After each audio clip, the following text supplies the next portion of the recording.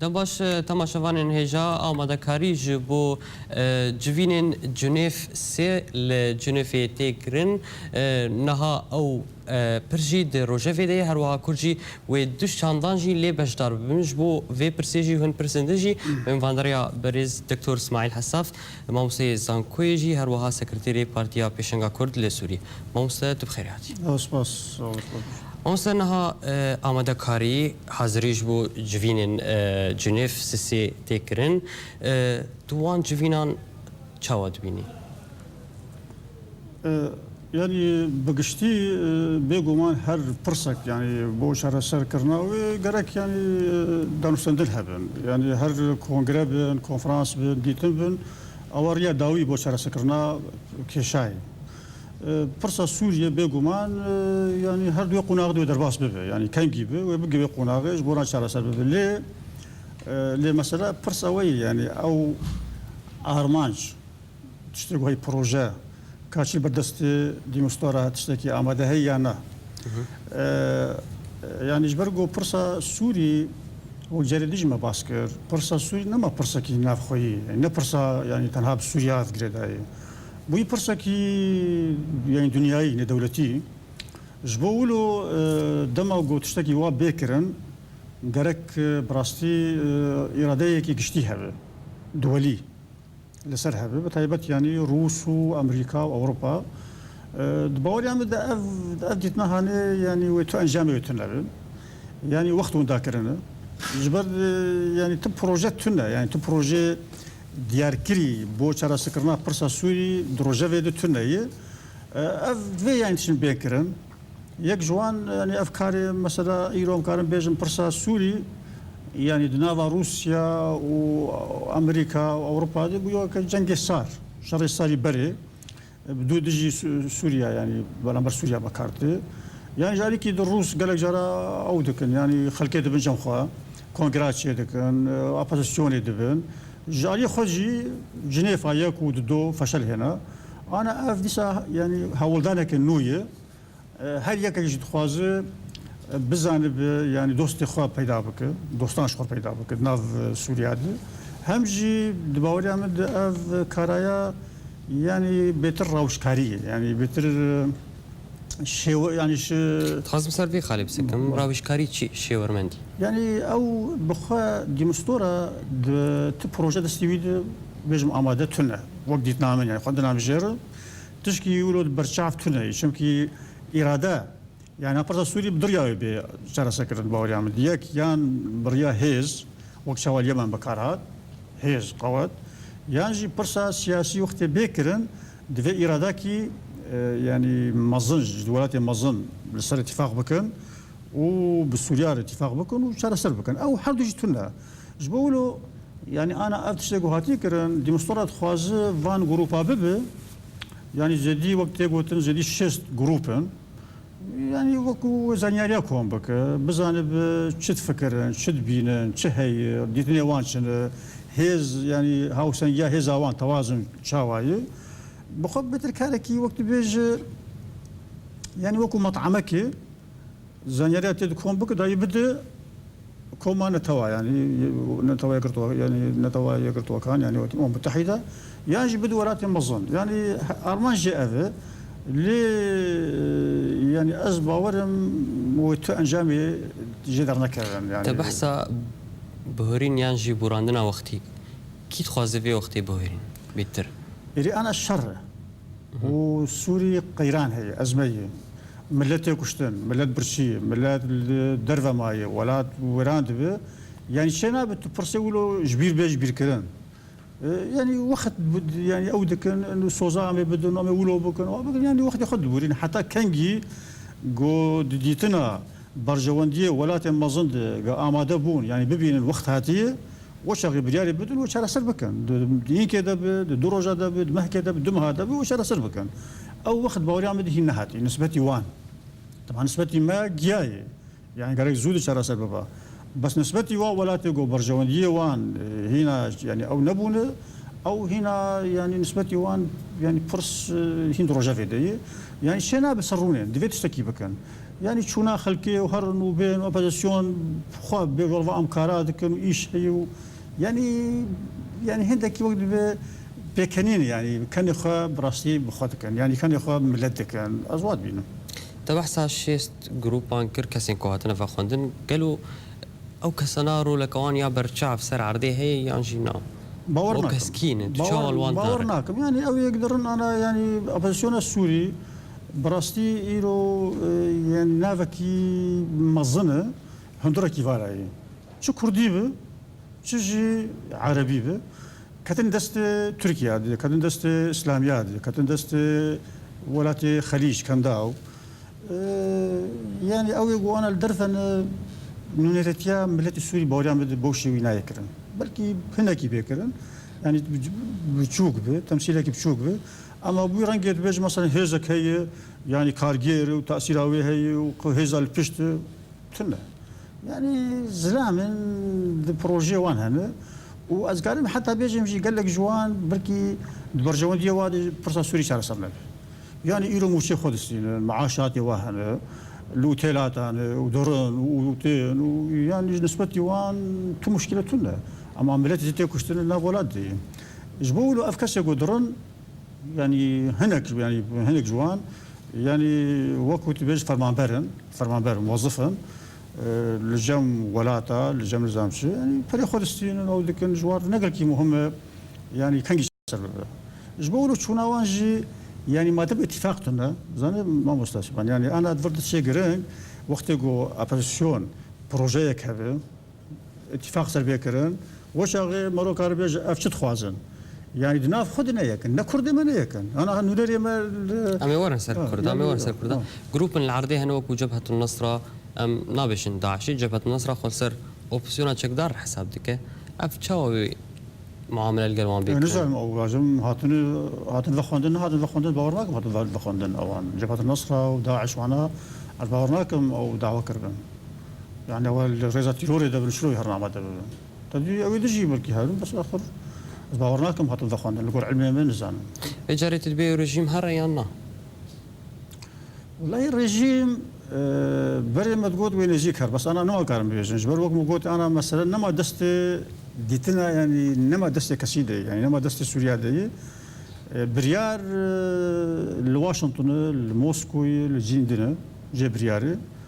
او كانجي برجون ديوان بجين هاف لسر يعني جوهرتنا روشة سوريا اتفاقي بكن وبجوهرن ليه سياسة جوهرتنا ده جارنا تشتهن يعني وقت عربي منعطف جوران كاري دبن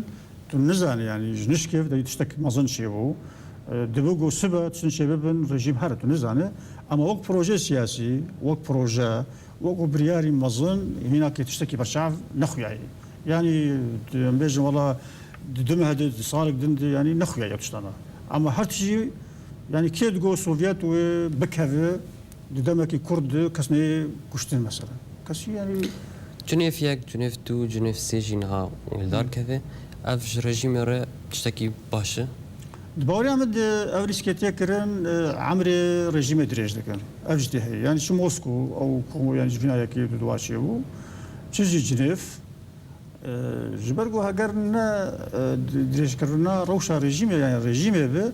او كارن برنج ندشر رجيم بكن يعني مصطلح خوش شو باسد رونشت يعني اسد وقت رفكي سركي يعني حتى ايو تماشي رجيم دكن وقت رفك وكو اليك دشار سركرنيده دكاتك جو ابوزيسيون السوري قبول لكن ديجن اسد نطرفه باسد يعني بقولوا شنو يعني تو كونغريغي شبكه كاتفاق صرتنا يعني او باسد كن طرفك دكن اليك جوا دانوستندني قشرة سبب روسيا جوا تماشتك هندك ولادي جوا تماشتك ايران تشين قال لك ولاتي ما ظن هن بشتافي بس لين وكيدين ابوزيسيون جي ملت السوري نرازين بيجن يعني وقتي اسد هذا يعني ام شرا سرنابه افقس كشتن ويران كرن وهالوشاننا ولات يعني شيبويه قال لك جي قبول لكن دبقوا هنا كابن ابوزيسيون هنا كان والي رجيم اذا ابا تشتكي دي اما يعني اتفاق نبوي يعني ركفتنا هاتي كرن دناف برا نا ابوزيسيون السوري ده وندناف ابوزيسيون و ولاتي درفدي ام بشي شوي شرا سلبكن وقت الريا شرا سكرني تنه بنهاتي رسماندن وش شرا سلبه ندفي الريا هبه دي خطه طريق هبه يعني بلان هبه تسوي بلاني هر تشاوا شرا سلبك حتى ايرو روج همو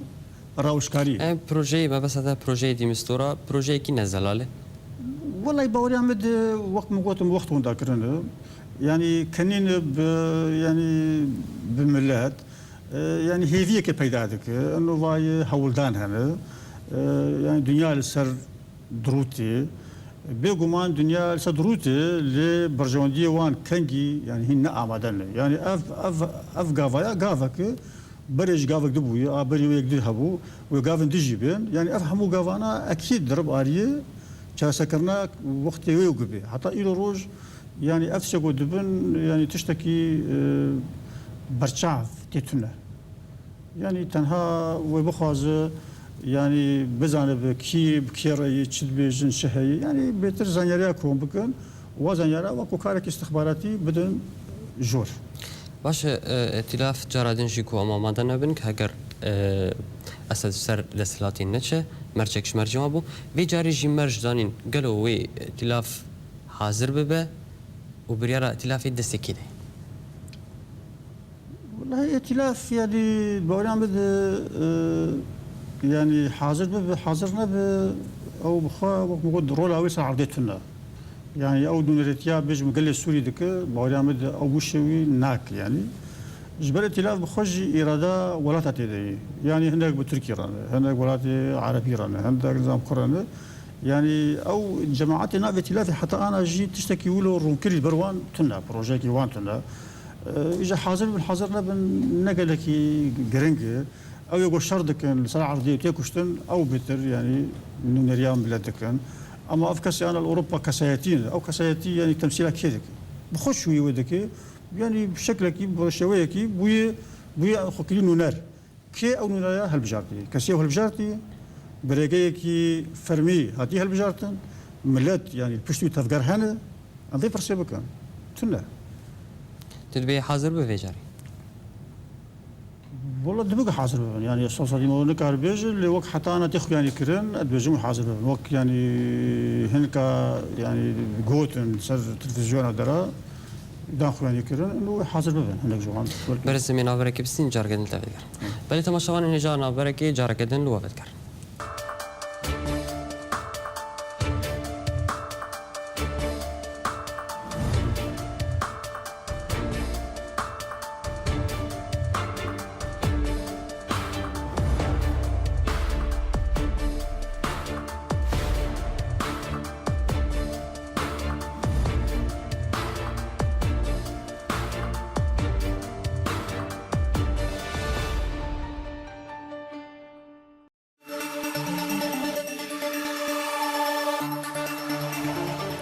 بله تماشاوان هجا دوباره سلاف ودگرن عالیه میوانی خود دکتور اسماعیل حساف موسیقی زانکوی دکتور لسر عرضه بروواجی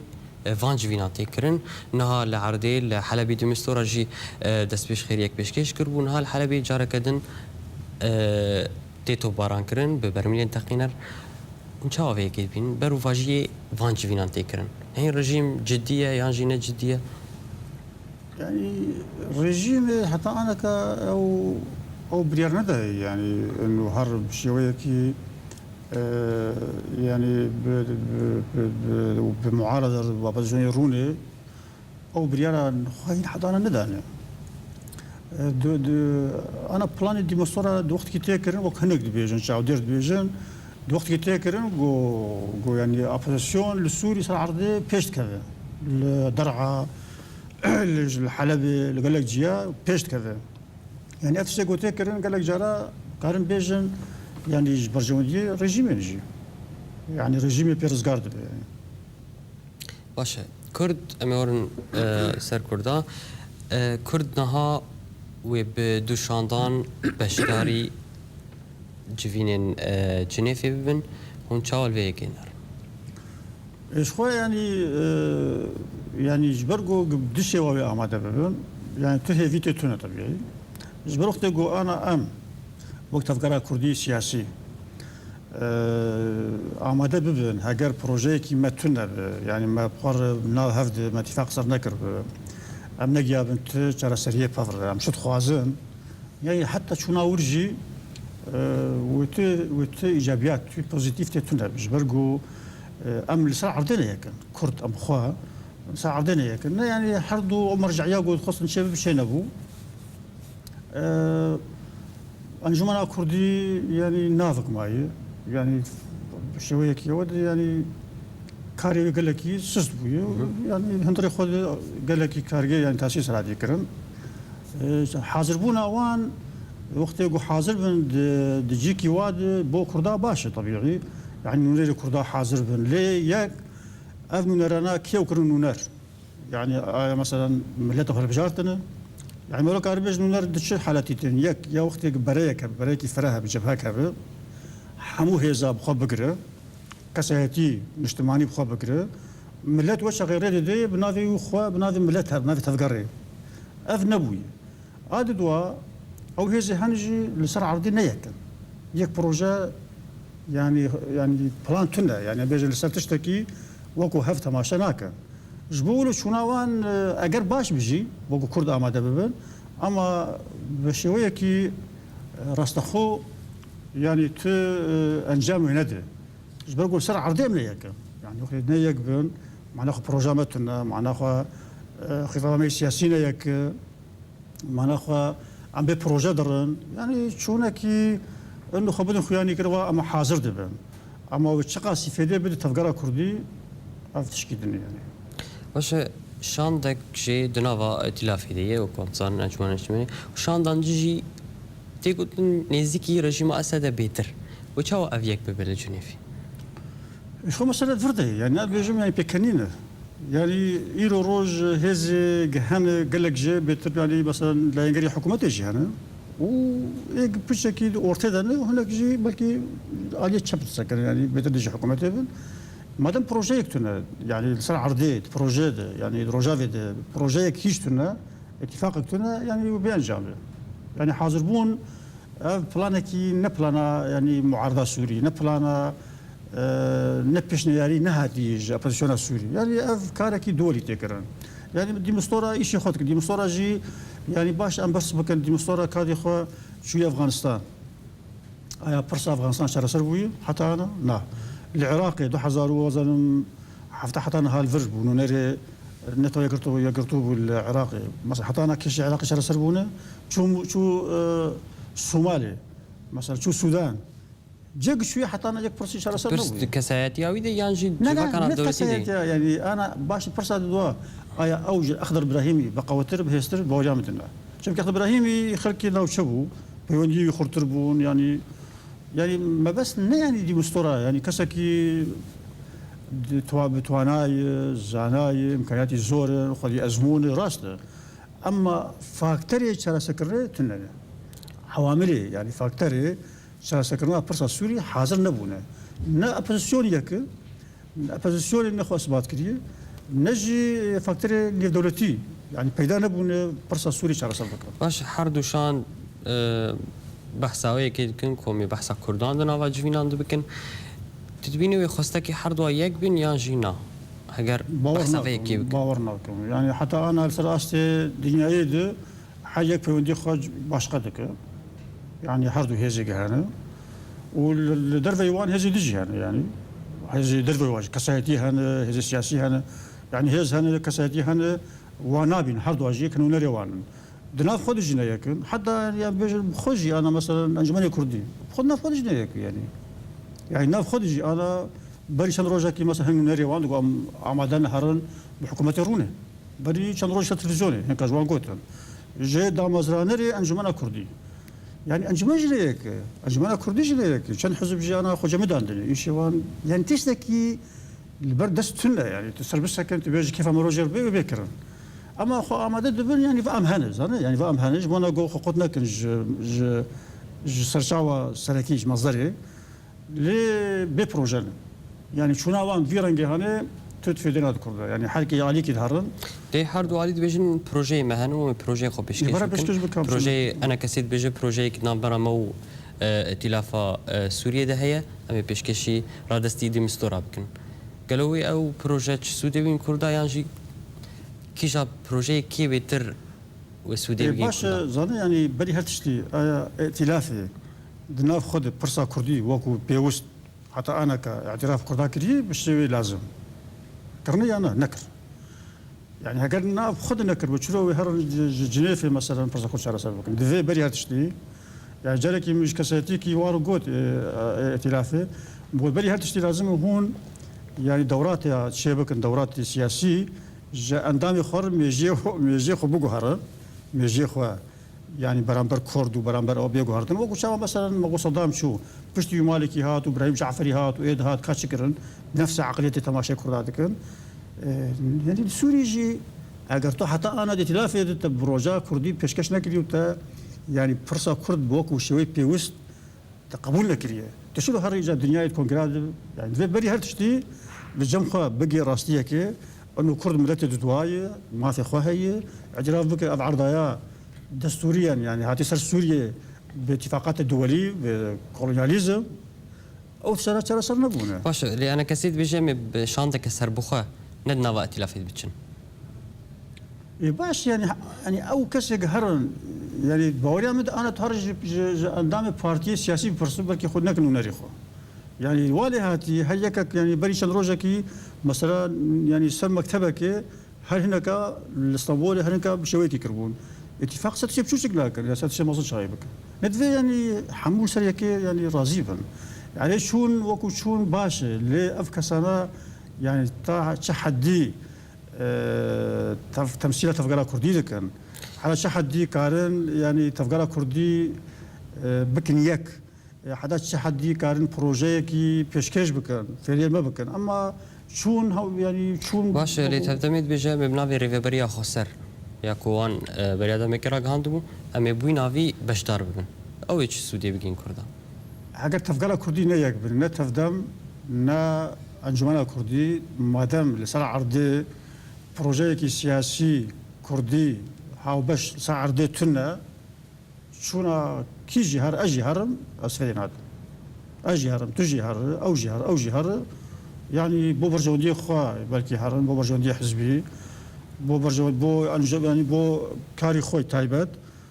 اما تجمع فرز كسر مصلحه قشتي يعني برجوندي قشتي كردي از بجم مختلنا يقبه